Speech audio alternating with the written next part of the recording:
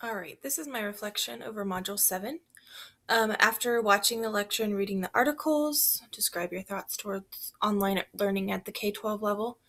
Online learning at the K-12 level, I feel like can be a really positive tool for certain students, but not everyone. For students that struggle in the everyday classroom setting for whatever reason, um, online classes can be really beneficial to them. As the article from New York Times stated, certain classes can be passed by simply doing a Google search on a question and copying and pasting a response. That would be, I feel like, the biggest downfall to doing online courses is some courses are so simple as to go onto Google a question, and then you get the automatic answer on there. So that's not as beneficial as if you're actually having to do project-based learning and stuff like that. Um, Classes that are set up that way just to copy and paste a response aren't setting the students up for success. They're setting them up for failure.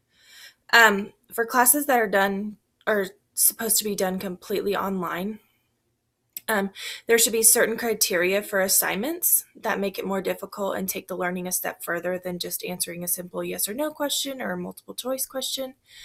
Um, I feel like certain high school classes could benefit from being taken online and wouldn't take up as much time necessarily in class. For example, I feel like if you're teaching a computer class or a technology class, I feel like that's a perfect course to be taught online because you're learning how to navigate through the internet and using different sources and stuff.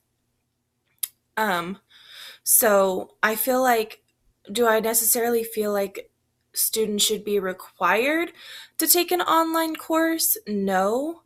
But I think that it can benefit students, especially because if you're going to college, a lot of college stuff is based online and you have to know how to use Blackboard or other forms of that. And even if you're going into the workforce, you need to know how to use a computer. You need to know how to type, how to use a Google search, and so on and so forth. So I do feel like it would be beneficial, but maybe not necessarily should be required. Um, what I learned from the K-12 video on the Lawrence in the Lawrence Virtual School brochure, I actually thought that was really interesting. I didn't know that if you did that online school or any online school that you were technically part of a school district. So I thought that was awesome. I really thought it was a good idea too how they allowed students to be involved in extracurricular activities through that school district as long as they were dual enrolled, I think is what they called it. So you still have the opportunity to play sports or be in the band or sing in choir and stuff like that, even if you were doing the online school, which I thought was awesome. Um, I like the idea that the students have the flexibility to work around their families' schedules. So day to day life can be hard, and maybe families don't have the opportunity to take their kids to school, or maybe their work schedule, they don't work first shift, so it's not um, as easy for them to drop off and pick up from school, or their student doesn't have a car or something like that. It's really awesome that those students can do their schooling at home and get those things done, and they're not putting a burden on their parents trying to figure out how to get them to and from school or extracurricular activities if they want to do those. Um, I also thought it was awesome how they provide a learning coach to help keep them on track. I think that's a really great idea. Sometimes parents might struggle with figuring out how to help their student, and as long as they know they have someone there to help them, I think that's a really good idea. The last thing I thought that was really interesting was there wasn't really an enrollment fee, but there was a $97 yearly charge for certain materials, which to me, knowing what enrollment stuff looks like now, $97 a year is not a high price at all.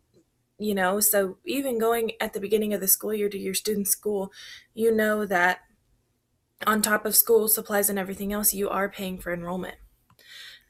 So the LMS that I used was the Google Classroom.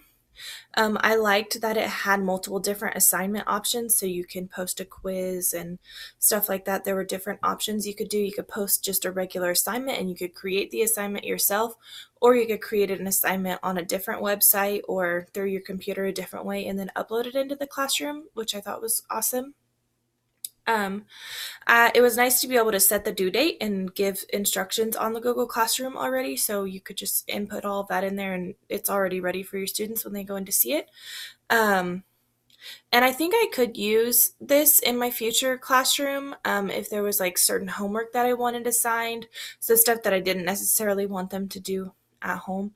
Or if there were days where you're going to be gone and you know you're going to be gone, you could set your stuff up in the Google Classroom. And so your students already know how to access it and get to it and know what they're supposed to be doing for the day.